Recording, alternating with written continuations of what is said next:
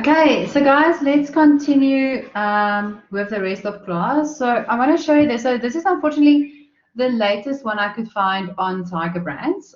This is the 2019 one. But what is interesting here, what I want to show you is they've actually looked at all of their brands and they've divided them up according to the LSM.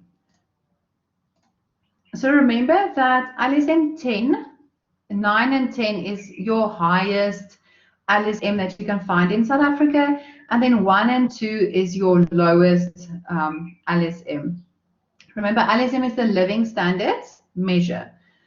I will also share this on VC Learn for you. So what Tiger Brands have actually found is that the middle income customers, so the middle income customers from LSM 5 to LSM 8, actually accounts for 70% of Tiger Brands' sales. So when I show you guys the products, you will be very, very, very familiar with the products that they have. So if you, for instance, look at the blue, so all of the blue is the middle income customer. LSM 9 and 10 is the orange and the light blue. So for instance, if you look at the baby products, you'll see that LSM 9 still buys a little bit of the baby products, but I mean, LSM 10 doesn't really buy anything there. If we look at the beverages and the bread, then you can see both of them buy beverages. LSM 9 actually buys a lot of the beverages from Tiger Brands. Here's another low one. Their foods, King Foods, I'm not sure if it's one of their canned products maybe that they have. But it's quite interesting to see. So LSM 4, so LSM 1, 2, and 3, there's no black. There's no black color that I can really see. Let me just double check your. So LSM 1 doesn't really buy Tiger Brands. 2 and 3, the green and the orange. There are some green and orange in between. But like I said, most of their sales comes from the middle income customer, which I thought was quite interesting.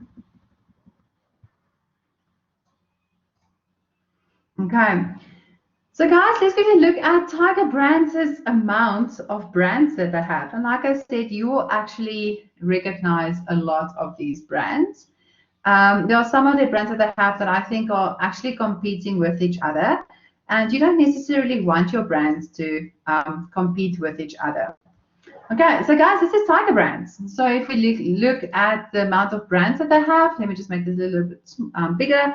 So we have Aroma, that's toilet spray. We've got Cross and Blackwell, which is mayonnaise, Ace, Beacon, More Beacon, Ice Cap, Ice Cream, Coo, Jungle Oats. So all the Jungle brands are also part of Tiger Brands. Bioclassic washing powder, Albany bread, Jay's Fluid. Then we have Licorice All Sorts, Oros. So all the Oros brands will also obviously be part of Tiger Brands. Doom, Fatty Simoni, so all the pastas. Maynards. I do think Maynards and Beacon is competing with each other a little bit because both of them have the jelly type of sweeties. Tinkies, we've got Spray and Cook, Ingrams, Roses, the Cordials, More Beacon, Golden Cloud, Peaceful Sleep, Tastic Rice. So Tastic does not stand on its own. It's actually owned by Tiger Brands. Energade. So think of all the Energade drinks and sweeties and everything. Mrs. Paul's Chutney. They've got Black Cat, Peanut Butter. Also all the Black Cat brands. Coleman's is mustard. More Beacon. So Fizzes, All Gold tomato sauce, and Fizz Pop suckers as well. Jelly tots as well. Okay, so this is a lot of brands that they actually are looking after. So imagine that these brands are taken away just for one day out of Checkers or Pick n Pay. There will not be a lot left. And also think about if they were to remove these brands, what will be left to choose from really? Imagine they take away Beacon, so all the Beacon, and then they take away Maynard's sweeties as well. The only one that will be left is Mr. Sweet. That's the only one I can really think of at the moment. So what I want you guys to do for me, I'm going to give you 10 minutes to do this activity. I want you to choose one of these brands. So you can choose any one of these brands and then determine the customer segmentation for that product. So imagine that you were the marketing manager for that specific brand, and you now have to go and determine the market segmentation.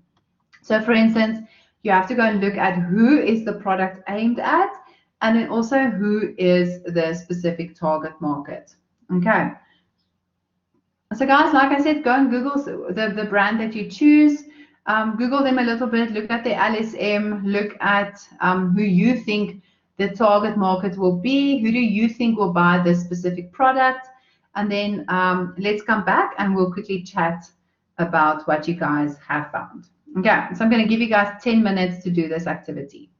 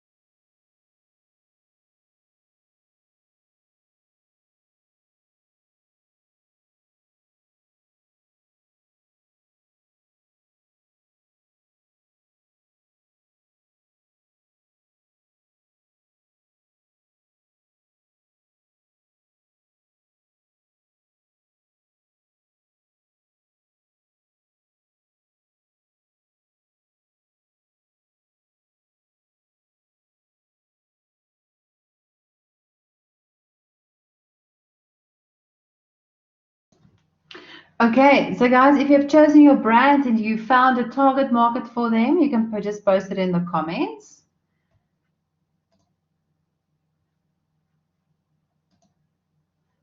I'm gonna, okay, so Daniela said Doom. Okay, so this is specifically, oh, now your message disappeared. Let me just, yeah. Okay, so Doom, this is specifically for people who don't like bugs. Okay, it's generally targeted at older women, as unlike men, who would just kill it with a shoe. They'd rather not get close and just spray it to death. Okay, so Daniela, would you say that a Doom advert is then specifically aimed at women, that it is specifically marketed to women, and then purity. So the product is aimed at small children who can't eat solid foods. The target market is the parents who have small kids, and the babies are also the target market. Okay, so Lesedi, with yours, what I've actually done is I also looked at purity. So although, and I agree with you, it's aimed at small kids because it's the small kids that are going to eat it, but the message that they are displaying is to the parents, because obviously a 4-month-old baby can't make a purchasing decision. They can't, go to the store and buy something. So although their target market, it's aimed at babies, the target market is the parents, because they are the ones that are actually going to make the purchasing decision. So guys, the one that I looked at was Beacon Licorice All Sorts. Let me quickly show you. I want to show you this one first. I liked this one. This is just on Checkers' website. But I wanted to show you this board that says Beacon All Sorts offers the best fun eating experience for both licorice and non-licorice eaters. So I thought that was quite interesting to say that it is both for licorice and non-licorice eaters, because you would think that licorice all sorts are only for people that like licorice. So if you don't like licorice, you're not going to buy licorice all sorts. But they've actually developed some of their other flavors or choices that is not licorice related. So it's just like a fruity flavor without any licorice, essentially.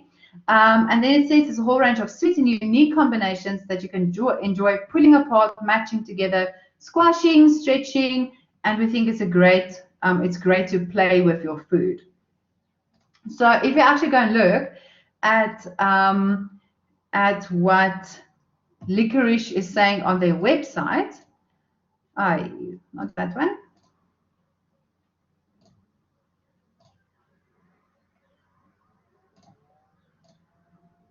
So they said here, it's the original play food, offers a super fun eating experience with a range of licorice and fruity flavored sweets in all sorts of colors, shapes, sizes, and textures. So I really think that licorice is aimed at the younger market, at the playful market. So I'm going to say kids. I want to say primary school kids that are still a bit young because of that playfulness, that element that they bring in. And then what they've also done is they've also added recipes as well, which is very nice to do, because it just gives that additional marketing communication that you can actually, it's not only to eat with, you can actually also create something with it, like a cupcake or a cake, for instance. Okay. Amara says, Albany, the product is aimed at anybody that likes bread. The target market would be bakeries or anybody that enjoys eating bread. I agree with you, because guys, Albany, and let's not talk about now, let's talk about 10 years ago, for instance, where we really only had a white bread or brown bread. From there, we then started with whole wheat bread, because they communicated to us that whole wheat is better. It's healthier than just brown bread, and it's definitely healthier than white bread. So then we all started buying whole wheat. And then from there, they created the low GI bread. So with the low GI bread, they essentially said, okay, this is a white bread, but it's low GI. So it's going to keep you fuller for longer. And then after that, they have the they created the best of both, because they said you might like a white bread, but you want to have the benefits of a brown bread. So that is where we have the best of both. So I agree with you, Amar. I really do think generally bread is the target market is everyone. Yes, if we go in, if I specifically say Albany low GI, that target market will change a little bit, but in general, it will be for everyone. So guys, it's similar to, for instance, eggs, where you have eggs and then you have free range eggs. Okay, so free range eggs might be for people that are against animal cruelty. You can also maybe people that just feel that they taste better, there's less hormones and antibiotics in them. So they just want to be healthier, essentially. Similar with milk. If we take milk, milk is marketed to everyone. But from there, you can then divide it into fat-free milk. You can divide it into low-fat milk. And then obviously that target market will change a little bit. Okay. So guys, when we look at the requirements for market segmentation, yes, there are requirements. So the first one is that it needs to be identifiable and measurable. So we need to actually be able to identify this target market that we have. So we need to be able to identify them according to age or where they live or gender, their culture, for instance. You can't just say, oh, it's just people that like they like tomato sauce. Okay, but who are those people? Like, how old are they? What genders are they? Where do they stay? You can't just say if they like tomato sauce, they will buy our product. That is not clear enough. Then it needs to be substantial and sustainable. So we don't really want to target a market that just consists out of 10 people, for instance. Guys, how many times are 10 people going to buy from us? Are we really going to make money with only 10 people buying our product once a week or every 2 weeks or every 3 weeks? So it needs to be large enough so that we can profitably exploit that specific market. Otherwise, why are we spending all of this money to only talk to 10 people? It just makes no sense. Then the segment must be reachable. So it's all fair and well to sit in Pretoria and to target the middle of the Karoo. Okay, but how are we going to get to them? We must be able to reach them. So you must be able to actually reach your chosen segment. If you want to market to someone in the middle of the Karoo, you actually have to be able to ensure that your products can get to them, that your products are available for them to buy. We can't target them, but the products are sitting in Pretoria. It's not going to make any sense, and they will never be able to buy our products because they don't have access to the products. The last one is they must be responsive. So obviously, it's a two-way street. So as much as we are marketing to them, we also want them to respond to all our marketing communications, almost like a relationship.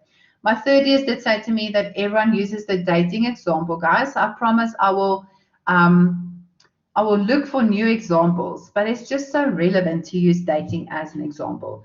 But if you are interested in someone, you want them to be interested in you as well. It's not a one-sided approach. And remember, we are spending a lot of money to actually market to the segment. So we want them to respond to all our techniques and all our activities that we've now thought out for them, all the communication techniques we have thought out. Otherwise, why are we doing it? We can then rather go and look for another target segment. So obviously, once all these requirements have been met, then then the segment can be selected as the target market. So how can we divide our market? So guys, these are the four very broad ways of market segmentation. Obviously, you can go more in depth into all of them, but these are the four big ones. So the first one is demographics. Demographics are your age, gender, income. You can use LSM as well. Geographics is where you stay. So this particular area, the country, the region. And guys, we can always divide this up even more. So for instance, I want to target people in Gauteng. I want to target people in Pretoria. I want to target people that is around Varsity College or around educational institutions in Pretoria. Then the psychographics. So the psychographics are their attitudes, their values that they, for instance, have. If you guys want to put, a nice example here is, for instance, if you think of Big Blue, the store Big Blue, so they are specifically targeting a different type of customer that likes a niche product that's a little bit more unique. The other I saw, they have the cutest little baby grows with the chappies on them, and the lion matches as well that they have. There was another one as well, but I forgot that one. And the last one is behavioral. So the usage, how are they using the product, as well as the purchase pattern. So if you, for instance, think at the licorice all sorts, what they are communicating to you is play with your food. We don't want you to just eat this. We want you to take it apart, build a house with it, make a cake with it. So sometimes marketers have to explain the usage to you because they can clearly see that their customers are confused on how to use this particular product. Okay. So guys, what I wanted to do is I want you guys to quickly look for products that are segmented according to this criteria. Okay. You only have to use one or two of these criteria, guys. I'm not going to let you do all four, although in the activity I said all four, but it might just take too long. So look for products that are segmented either according to demographic, so age or gender. I mean, this will be an easy one. You can also do the geographic, so you can look for one that's specifically only available in Pretoria, or you can look at purchase patterns or usage as well. Okay, so guys, once again, I'm going to give you 10 minutes for this, and then we'll quickly chat about what products you have identified.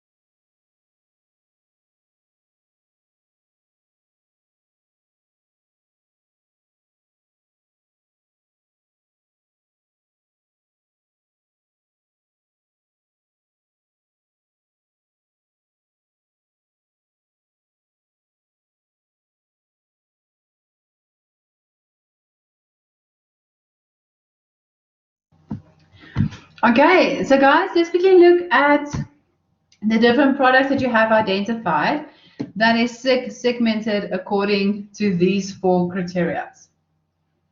You are welcome to just post them in the message box.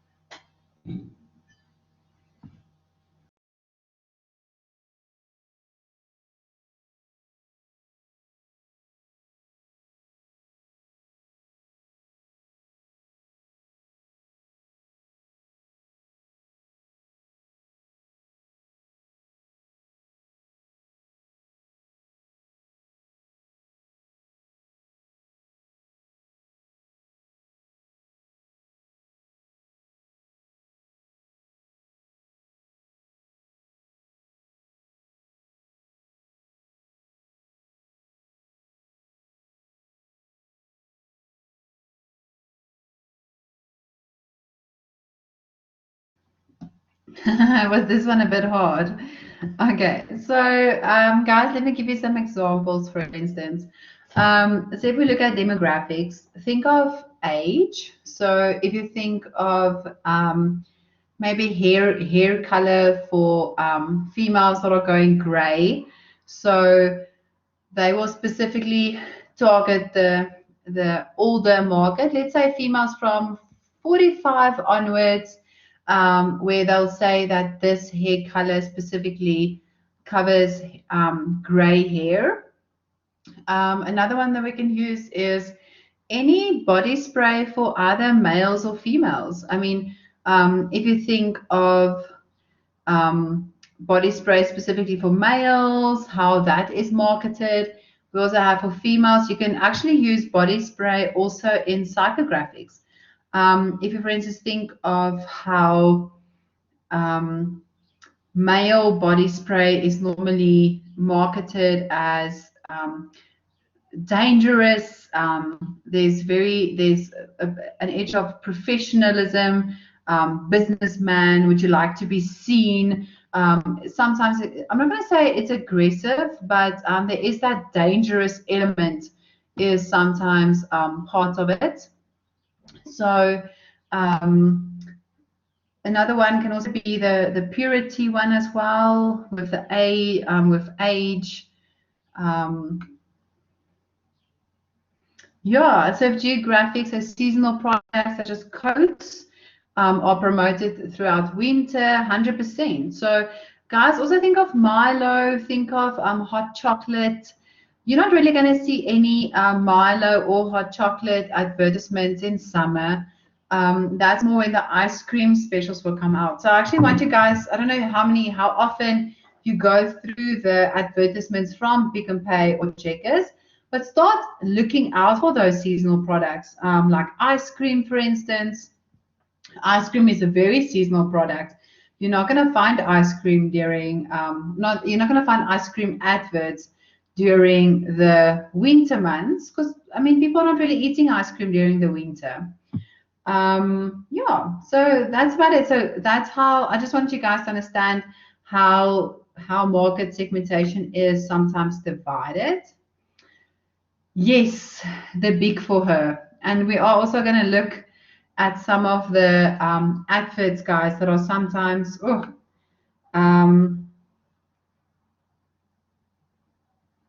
yeah, some of those adverts are just, yeah, okay. So yes, I'll put that under demographics, and I'll put that under gender because it's specifically marketed to females. So I actually I will share this link for you guys as well. Let me quickly put it in here because the messages are recorded. So I'll just put it in here, but I'll tell you guys what happened. So in the 1950s, Betty Crocker, it was marketed under General Mills. So General Mills is almost like Snowflake or Golden Cloud flour. So they used the Betty Crocker name and marketed cake mix.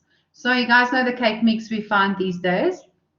But so they actually thought it was going to make the housewives' lives better back then. You don't have to spend as much time to put all the ingredients together. You essentially only had to add water and mix it all together, and then you had a cake. So remember, guys, this was the 1950s, and this product didn't sell.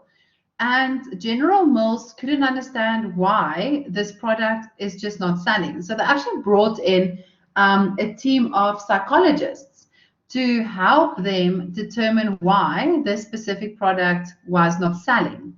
So what they actually found is that the reason why this product wasn't selling was because nothing else except guilt. So the housewives actually felt guilty for using this product despite the convenience that the product had. So they obviously understood the convenience behind the product. They understood that it's going to make their lives easier, but they felt guilty. And the reason why they actually felt guilty is the fact that they were deceiving their husbands and their guests. So because this cake actually tasted so good, it was so successful, people will say to them, oh my goodness, I love your cake. Thank you so much. This was like the best cake I've ever had. And they essentially knew they didn't really put all the effort and trouble into baking this cake. They just added water to the cake. So what the psychologists then recommended to them was, this is the weirdest thing, they have to add an egg to the cake mix. So what the psychologist said to them is that the fact that if they add an egg to actually making the cake, it actually made them feel less guilty because now it felt like I was actually baking this. I was actually putting an effort in because I have to add an egg to the mixture.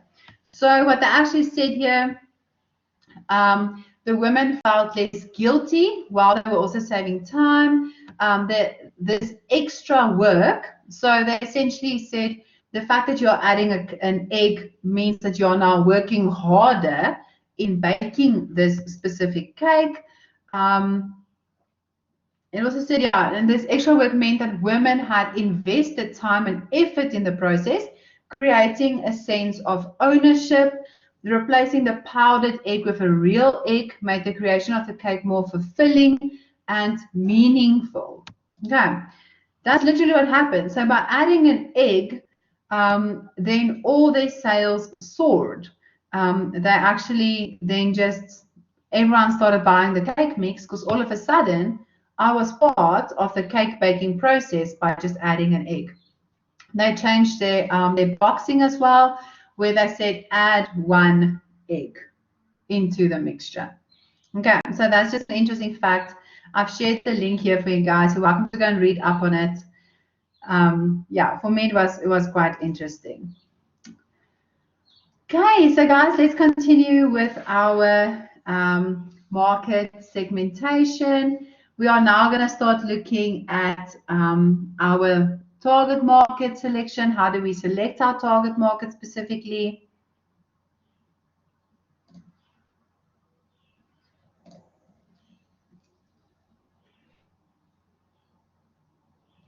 Okay, so guys, remember we have now divided our market into smaller sections. So what we want to do now is we now have to go and select a segment within that segment that sounds the most promising to us. Because remember, we want to make profit. We actually want to sell our products to our customers. And remember the abilities and the expertise of the business. So abilities, all the resources of the business, everything that we have to our disposal has to be linked to the characteristics of the consumers in that particular segment. So guys, remember that you can have multiple segments. So think of the Pantene example. Yes, it is shampoo. In its form, in its most basic form, it is shampoo. Pantene shampoo. But we've divided that shampoo so that we can target different segments. Maybe there's a segment that of people that, for instance, so if you think of the target market where people color their hair blue or pink or orange, Pantene might have looked at that segment and said, okay, we recognize this segment, we are aware of this segment, but it is just not a very profitable segment because that group of people is not large enough for us to target. So we are not going to focus on them at the moment. If, guys, and remember, things can change. So if in future that group of people grows larger, then that is a segment that we can, for instance, particularly look at. So we also need to ensure that the competitive situation in each market segment is carefully considered, because people that, for instance, have long and dull hair have different needs from people that have colored hair, for instance. So we can't use the same marketing advertisement for both of those customers because both of them have different needs. If you, for instance, think of Head and Shoulders versus Pantene, people that use Head and Shoulders have dandruff, so they have a different need to what people that use Pantene, for instance, has. So guys, if we look at almond milk, I don't know if you guys are aware of almond milk. What do you think the target market will be for almond milk? Who do you think will buy almond milk? If we have to go and create a target market for almond milk. By the way, you can actually get different types of almond milk now. You have the unsweetened, you have the sweetened, and I think there's like different flavors. I think it's like a hazelnut and something like that as well. Okay, let's quickly check. So Daniela says vegans, people that are lactose intolerant as well. Yes, definitely. People that are maybe allergic to milk. We actually have friends that are using the almond milk and they just don't like the taste of milk. They just don't like cow's milk, so they always look for alternative milk options. By the way, have you guys seen what this milk costs? I think it's like 30 Rand for a liter. Okay. For that price, I will learn how to like cow milk. Honestly, I will. It's quite expensive. Okay, so you can think of people that are maybe where a doctor have said to them that you can't use cow's milk, rather use something else, for instance, and that is why they have bought the almond milk. Guys, can we go even further? Can we do this according to gender?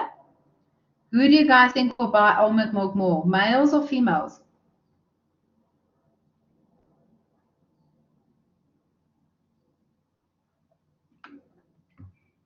Okay, females. Okay. Age group.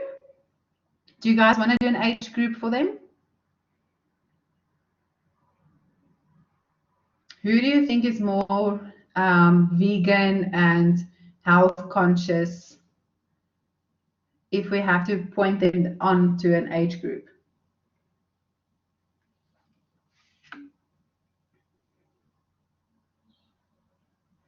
Okay, so females 23 to 38. Okay, I agree with you.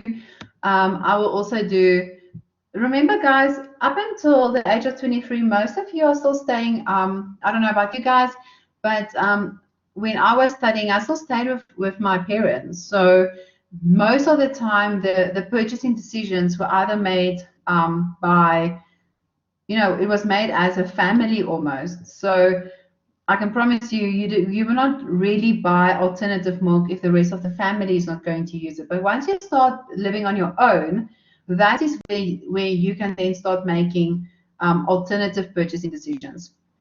By the way, guys, are any of you staying on your own where you are still making the same purchasing decisions that your parents made?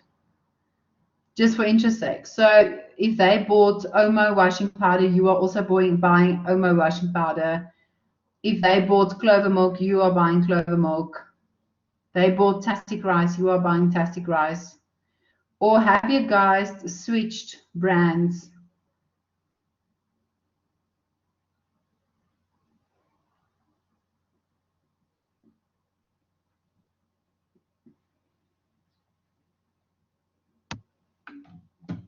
Okay, it didn't switch. Okay, so let's say that you are essentially still buying a lot of the products that your parents used to buy. And if you have to go and think about it, why? Why is it just, is it a, why are you still buying the same brands that they bought?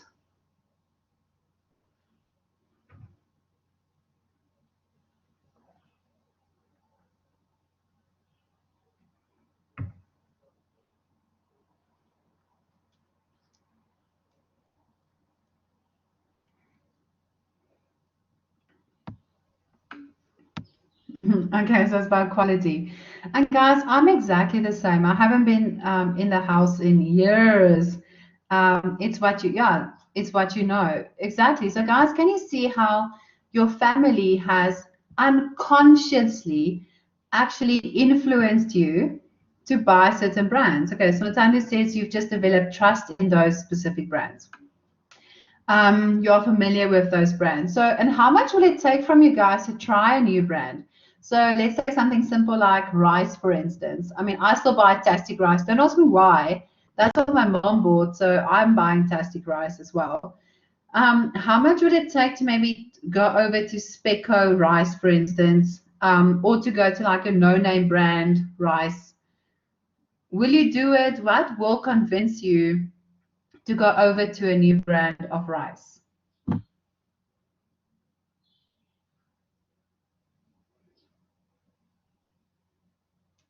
Or is there maybe nothing that will convince you to go over to a new brand?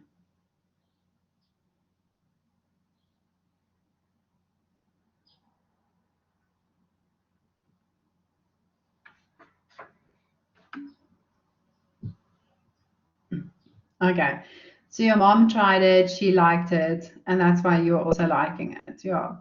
Yeah. So guys, I really think nothing unless you don't have money to buy the brand and you opt for the cheaper one. Yeah. Or maybe what I can also suggest is maybe you are going to friends. They've just made rice. That rice just tasted particularly good for you.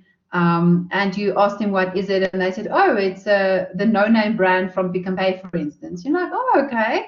This rice actually tasted, quite nice. So next time you have to buy rice, you'll think twice about buying rice. And it also depends on your customer loyalty and brand loyalty, how loyal you are to a specific brand. If you're not very loyal, then you don't mind using another product. So to give you guys an example, the other day I had to buy tomato paste. You guys know those small sachets of tomato paste. I'm not very brand loyal to that. That is not something that I will buy every week. It's really just something that I buy when I need it. So then obviously I looked at the different prices based on the grams, all of that. And then I chose the cheapest one because I am not very brand loyal to tomato paste, for instance. But there are certain products that you are quite brand loyal about, that you won't choose anything else except that specific product. Okay, so guys, let's quickly take another break. Let's take a 10-minute break. I'm gonna start with product decisions, and then from there, yeah. So we're not gonna go the full hour. I know you guys are getting tired of my voice, but it's okay. I won't feel bad, I promise. So what we're going to do is we can take a 10-minute break. We're going to start with product decisions. We're going to look at the different types of product that we have, and then we're going to end there. Okay. So come back at 11:05, and then we'll continue with the rest of the chat.